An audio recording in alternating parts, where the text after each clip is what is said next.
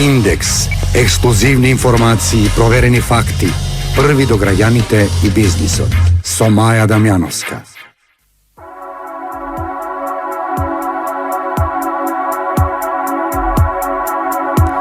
Да, добар ден, Маја Дамјановска на Радио Слободна Македонија. Индекс стартува во моментот. Денеска во фокусот на оваа емисија се земјоделците и стартуваме со информацијата која лидерот на ВМРО ДПМН во саботата на едно националните телевизии ја објави. Тоа е нова мерка за земјоделците, земјоделски советници.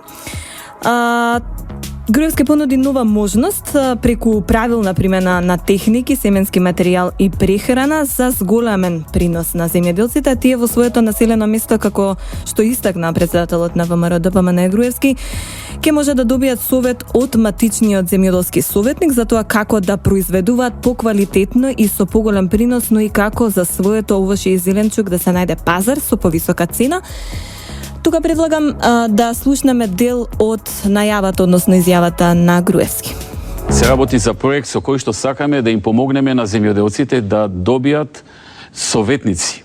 Земјоделски советници се е насловот на проектот. Тие ќе бидат должни неколку пати во годината да го посетуваат земјоделецот, да му даваат најдобри стручни совети.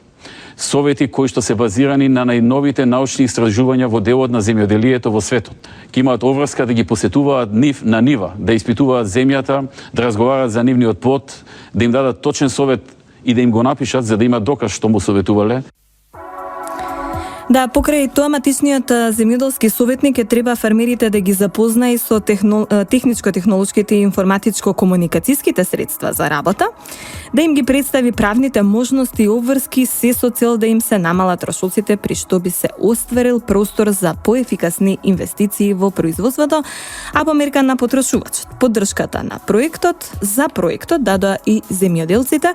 Да слушнеме дел од изјавата на Ефтим Шаклев. Ние за сега постојано дискутираме дека земјоделците не се доволно информирани и дека не се доволно едуцирани, познавајќи ја структурата на самите земјоделци, старосната граница, образованието, и затоа е одлучено да земјоделците си ја гледат својата работа, да не се занимаваат со да изучуваат, да се учат да бидат агрономи, туку само да ги извршуваат задачи, поставените задачи.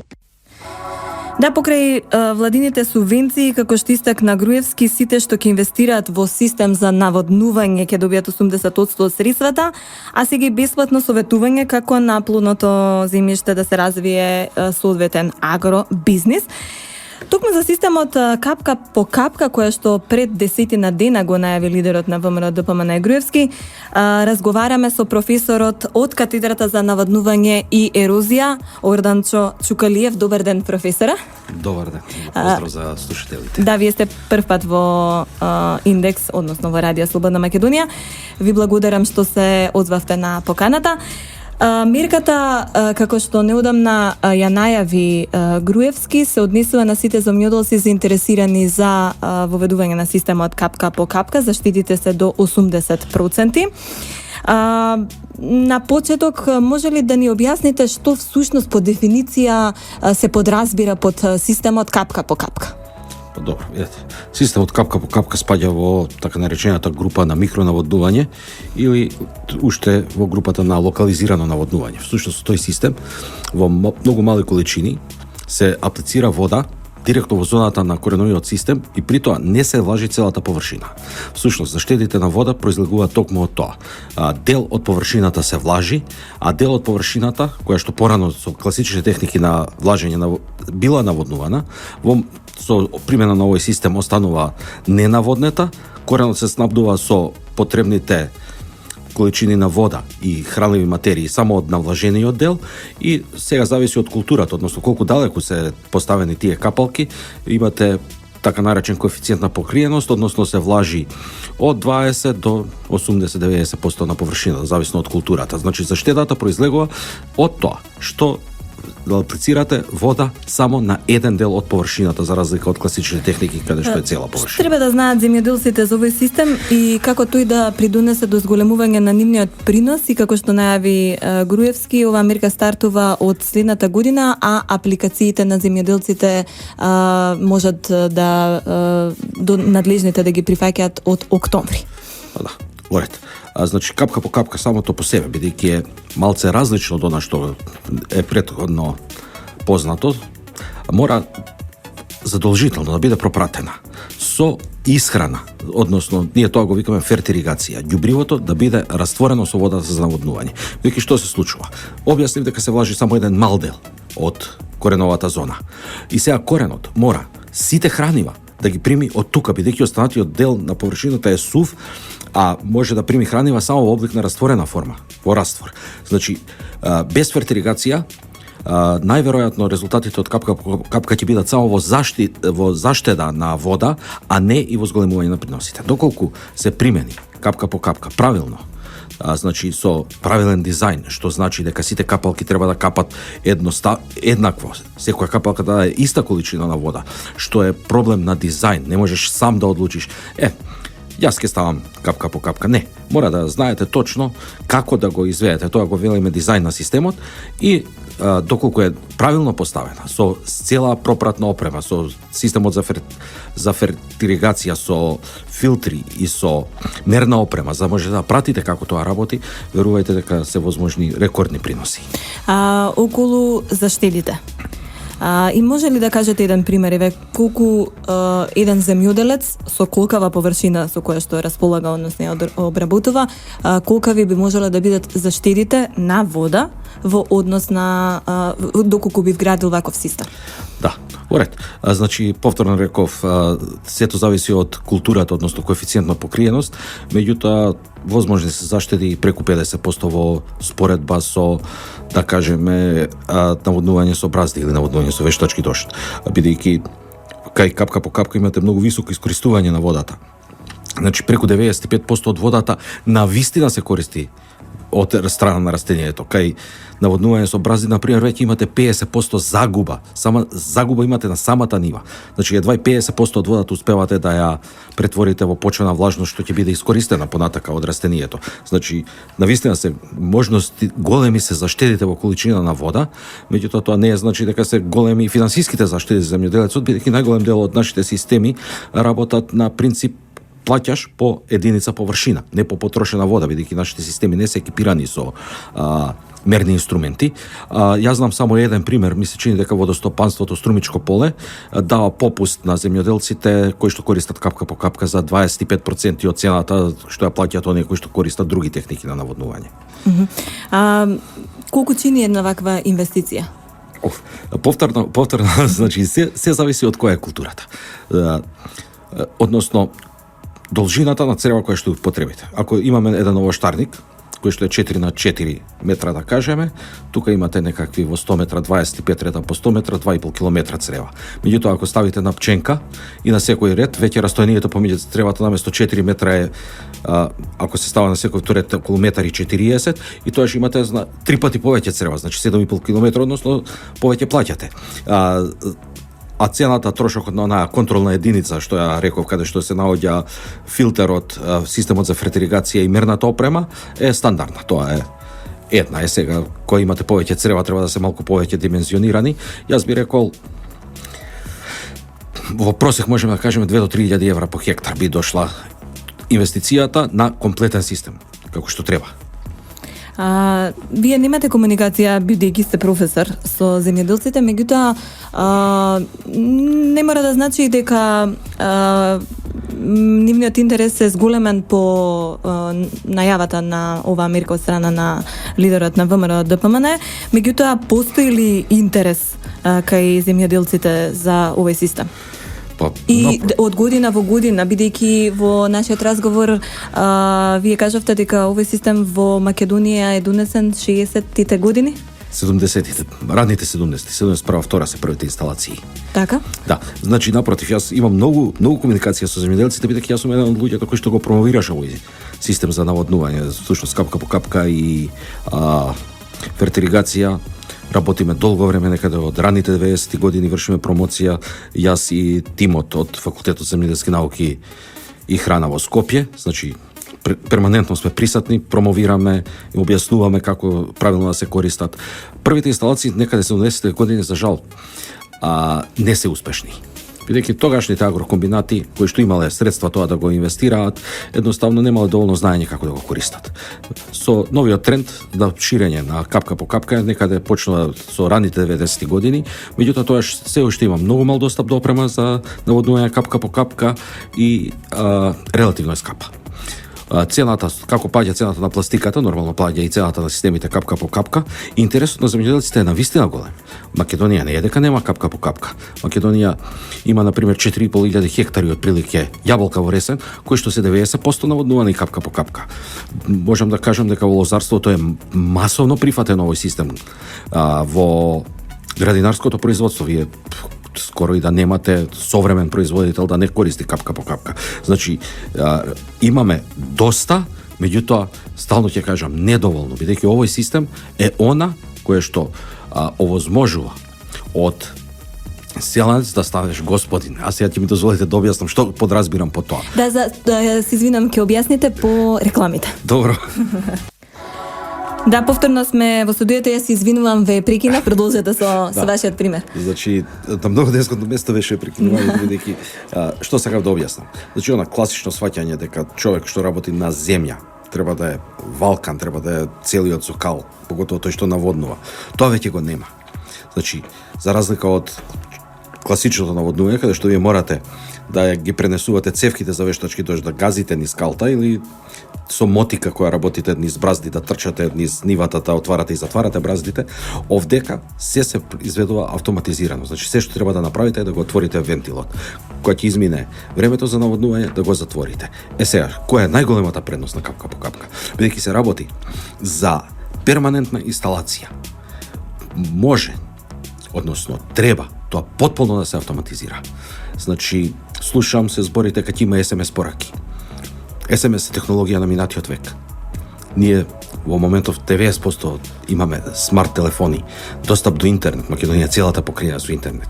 Верувајте дека автоматизацијата на капка по капка може да биде толкава да целиот експертски систем самиот одлучи кога треба да се наводнува и да ја даде точно потребната вода на ѓубре и хранива во зависност од културата и временските услови во буквално на вашата нива. Не зборам во регионот, значи за вашата нива, сите тие одлуки да бидат за вашата нива. Такви системи веќе постојат. Такви системи се застапени. За жал ние каскаме. Се обидуваме да го фатиме чекорот, меѓутоа знаете како е. За жал кај нас не постои доволно финансирање на научните истражувања, на технолошкиот развој.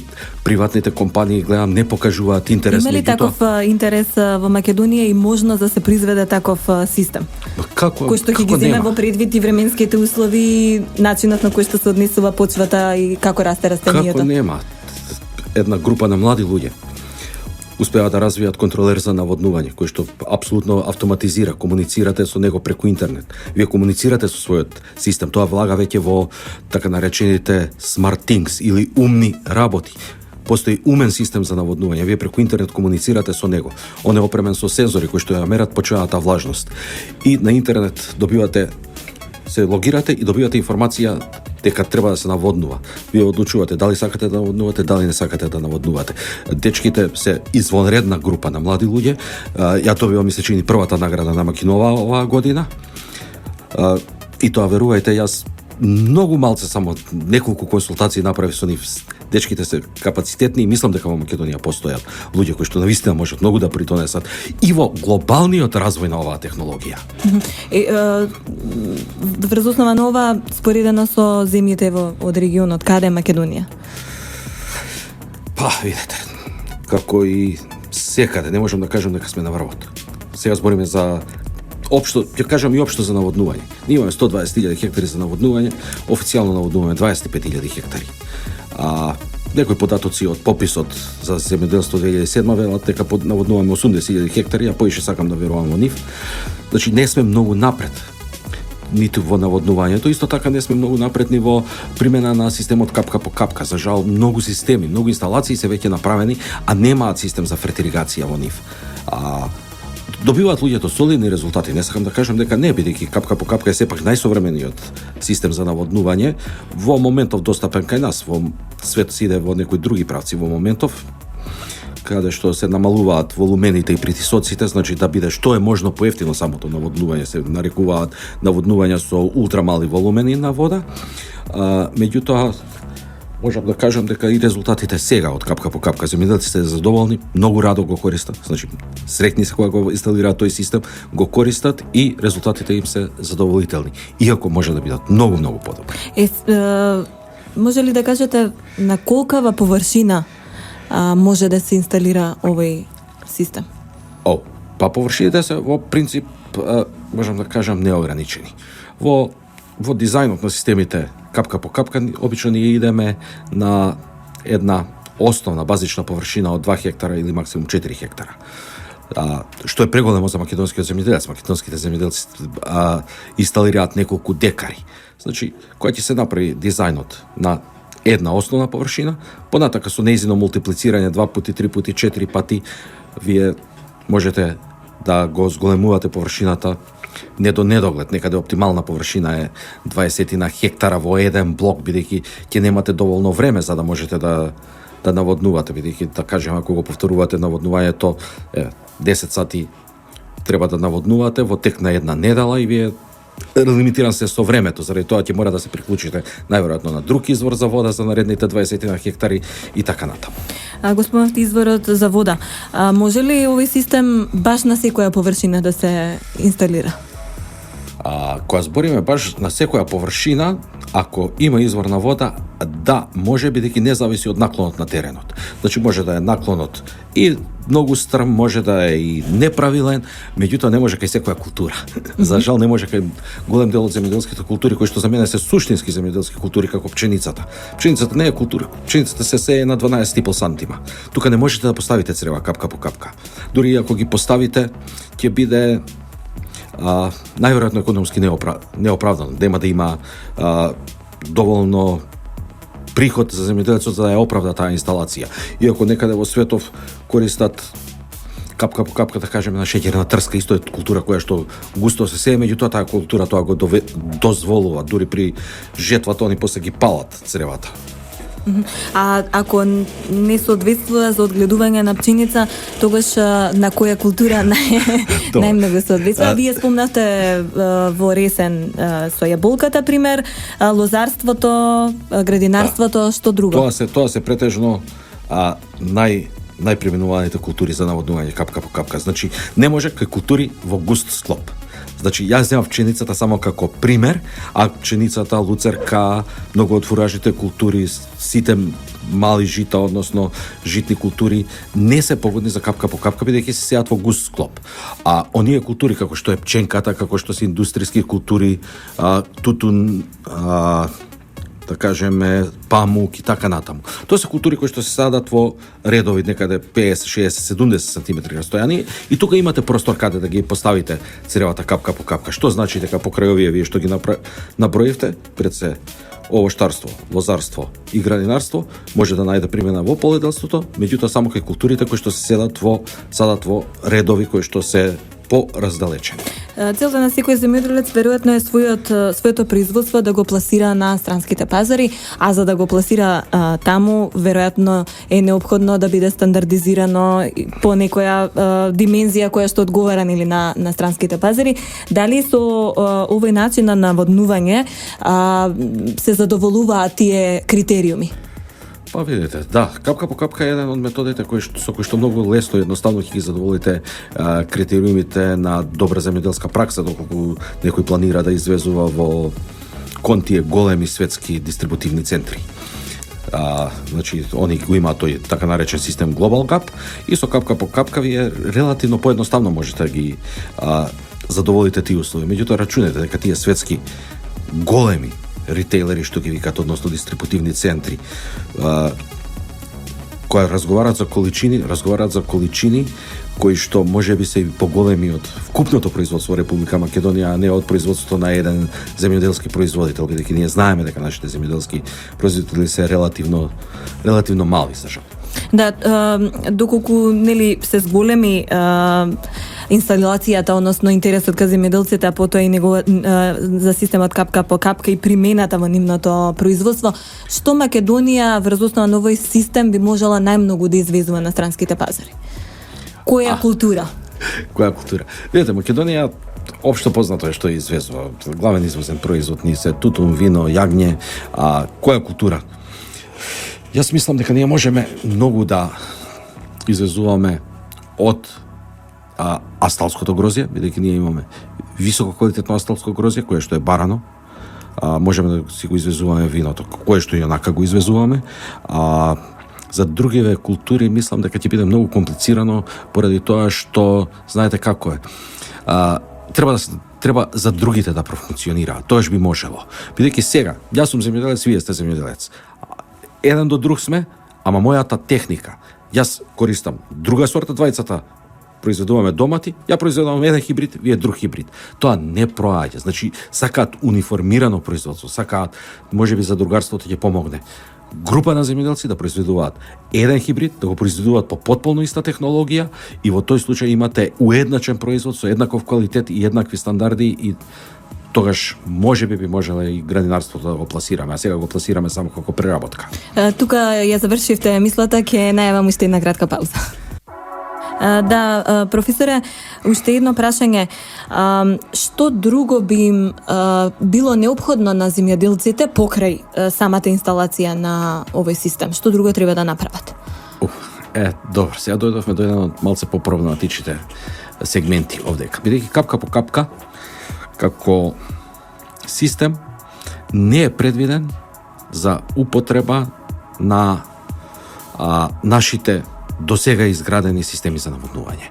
Освен системите кои што се рехабилитирани во рамките на Јужновардарска долина проектот и неколку мали системи кои што се изградени со иницијатива на фармерите кои што е системот за наводнување капка по капка во Крани. Зошто не се прилагодени? Поради тоа што голем дел од нашите системи работат со канали, немате притисок. Ако немате притисок, вие мора да пумпате водата од каналот, а каналот ви се наоѓа релативно далеку, па треба водата да пројде преку неколку соседни ниви. Истото се случува и кај оние системи кои што имаат притисок. Значи, водата тече во притисок, водата е во цевки, а меѓутоа растојанието помеѓу тие цевки е толку големо да не може да кажеме 300 метри растојание, делница од делница, делничен цевковод од делничен цевковод. И сега ја треба 300 метри да влечам црева. Во ред е да ги влечам. Возможно е. Меѓутоа, немате дозвола од соседите, бидејќи треба да пројде низ соседните ниви. И заради тоа капка по капка доведе до една работа да се појави бушење на бунари. Например, системот за наводнување Преспа не функционира воопшто, бидејќи сите земјоделци веќе имаат избушено бунари.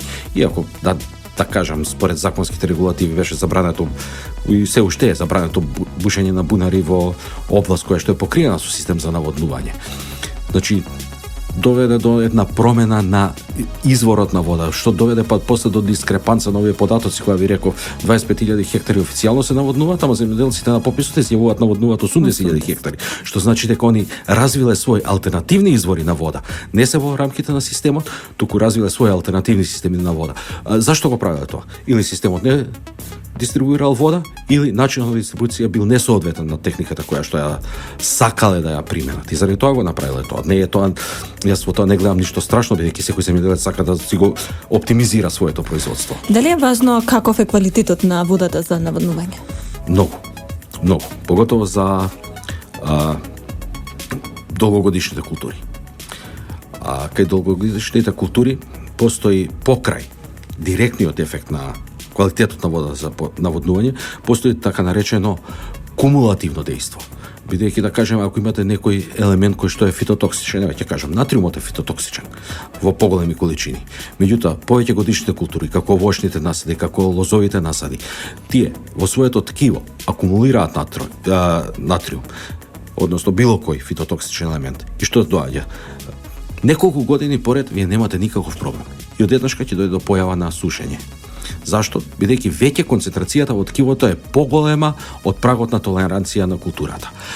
Тоа е од аспект на така наречена фитотоксичност. Меѓутоа, квалитетот на водата, верувајте, е многу комплексна материја за наводнување. Например, за капка по капка, вие не можете да користите секоја вода. Тоа е еден од проблемите со кои што се соочуваат нашите земјоделци. Например, во Тиквеш луѓето многу сакаат да инсталираат капка по капка.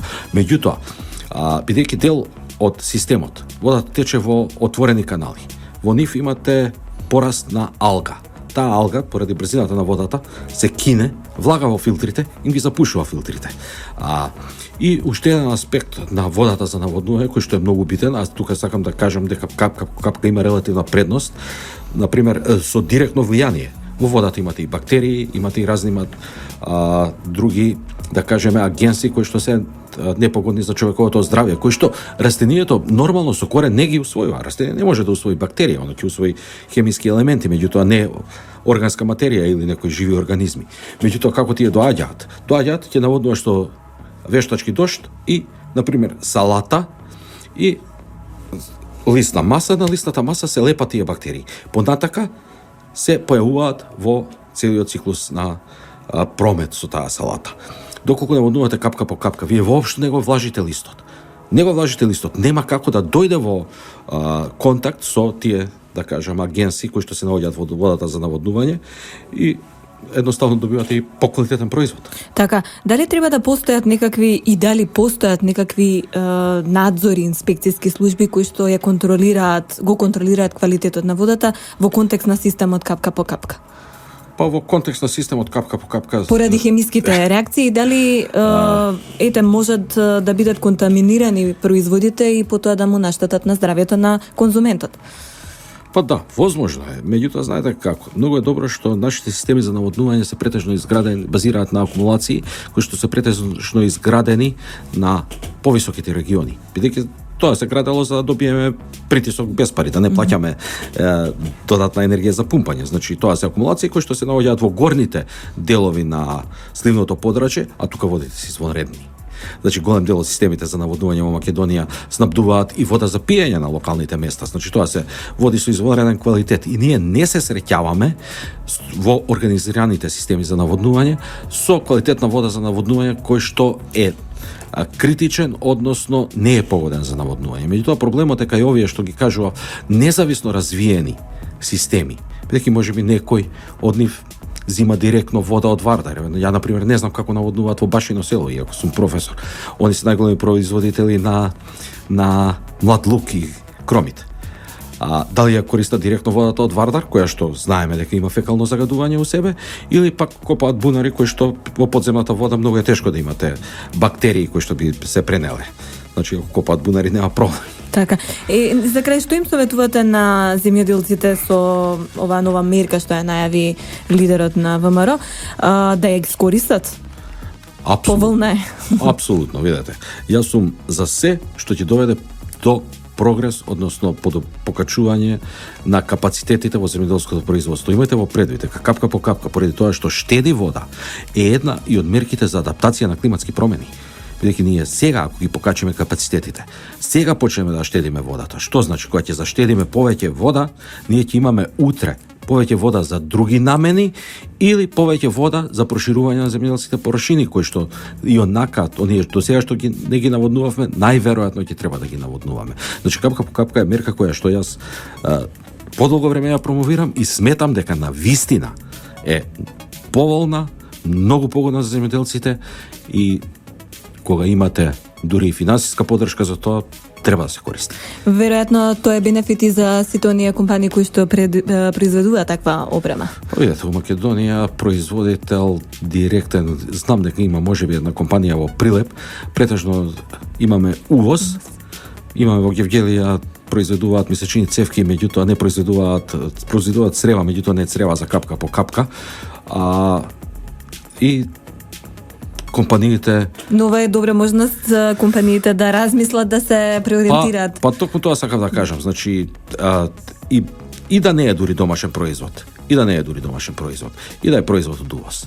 Бенефитот е толку голем да ова не е толку, како да кажам, не е толку страшно што ние ќе увеземе повеќе инсталации за капка по капка, него нормално. Да, Господ да се случи ова, да што поголем дел од површините да се со оваа техника на наводнување. Професоре, времето за нашиот разговор измина. Јас ви благодарам што бевте дел од Индекс на Радио Слободна Македонија.